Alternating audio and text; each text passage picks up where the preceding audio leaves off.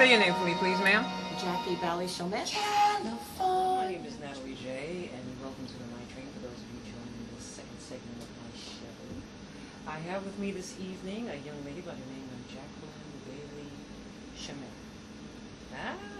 Very good, very good. I was working with that. I wanted to make sure that I could just come in. I'd like for you to talk a little bit about your consulting firm and exactly who are you. Wait, before you do that, let me tell everybody how I met you. Okay. Houston Magazine had an issue in October known as the Dynamic Women of Houston. And this young lady was one of 12. And dynamic is truly the word because she has been a former VP, Chamber of Commerce, from the division section of the Greater Houston Partnership. And, as well, she has her own consulting firm which specializes in public policy, public affairs, and community outreach. Now, that's a lot. Then she's also she's a board member of the Links, the Houston Bar Association Auxiliary, a volunteer member of the Houston Area Women's Center, Fort Bend Women's Shelter, Girls Inc. I mean, is there anything else that you need to do? I mean, and then you also happen to be a wife and have 2 kids. Well, I'll be honest with you. I immigrated to the United States at the age of 7. And Houston has been so good to me and my family that I've always felt giving back in community service and public service was extremely important. So a lot of people would see that as a lot of work, but it's something I enjoy. So that's why I've been involved and blessed in my involvement with so many of these wonderful organizations. But Baley Projects is a consulting firm, and we specialize in policy and public affairs, and we help corporations and entities maneuver through the governmental process. We help them follow various legislation that will affect them and their industries and their areas. We also help them with their planning and permitting as they go through the local, state, and federal levels of government. We've been in business 7 years now, and we've been blessed. Congratulations. Thank you. Yes, yes. Received lots of accolades and awards, and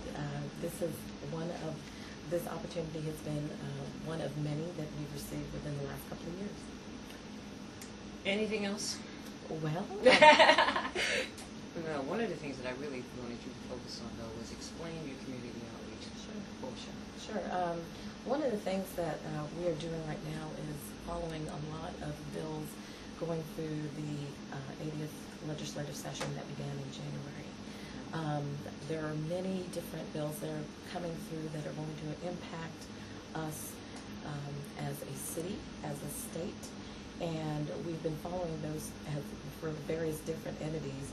One in particular is the illegal immigration factor. So many of us, we know that issue is broken, but we're not quite on the same page as far as how we're going to fix it. And of course, we know we have over 1 million undocumented workers in Texas, and right now our legislators are trying to figure out what to do. 2 bills have been proposed, and it's caused quite yes, that's a good way of saying it. And one of the bills states that any immigrants that have children that are born in the United States, it's not automatic that they are citizens. When did that change? No, that's being proposed right now. Oh, really? Yes, so it will be interesting to see exactly how far that will go. Of course, you have a lot of corporate leaders and a lot of employers who are fighting that because they feel that a lot of our economy, in Texas in particular, is based on the work that these illegal immigrants are doing. So they're saying that's not really the answer. The answer is really to try to find some way or some mechanism to make them legal and to work within the system. Before you go any further, tell me about you. Okay. Where is your passion coming from? To be honest with you, politics and political science and public policy has always been my passion. And like I told you, I'm from the Virgin Islands, and my father and my mother and all of my ancestors are from a small island called St. Martin. And on that island, my grandfather, my father's father, was active in politics in his little village. So it must be genetics. It absolutely is. Yeah, that sounds like genetics. Yes, but definitely. From the public policy angle, I really like watching policy and what effects it has on so many different people, but also when there is a problem, trying to circumvent the problem and trying to prevent certain things from happening and propose new changes that will do the public good. And that's really what the focus of public policy is all about. So every day is a new day, and every challenge is a new challenge.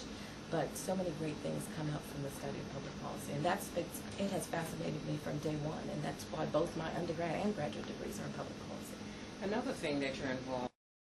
The governor appointed me to the Brazos River Authority back in 2004, and I represent Harris, Brazoria, Fort Bend, and 10 other counties in what they divide it in 3 different regions, and they call it Lower, Upper, and Central Basin.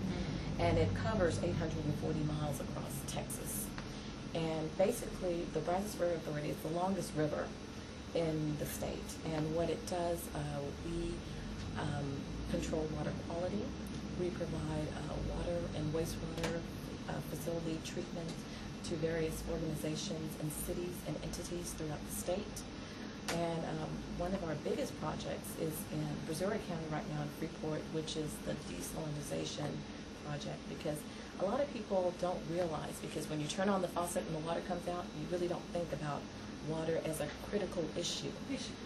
Well, I'm glad to hear that. I am so glad to hear that, because it really is. It really is. And the lack of water thereof is something that we are going to be having to deal with within the next 10 to 15 years.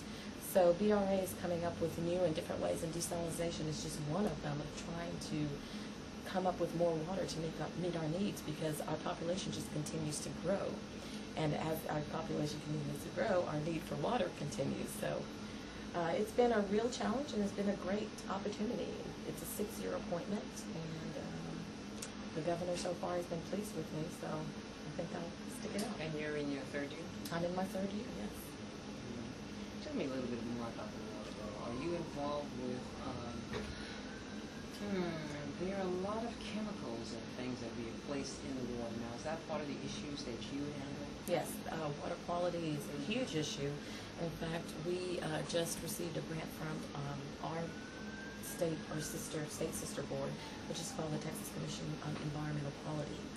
And basically what that grant has allowed us to do is to study the quality of water throughout the lower and upper and central basins to make sure that it's at the standard that we need it to continue to be as we continue to furnish and service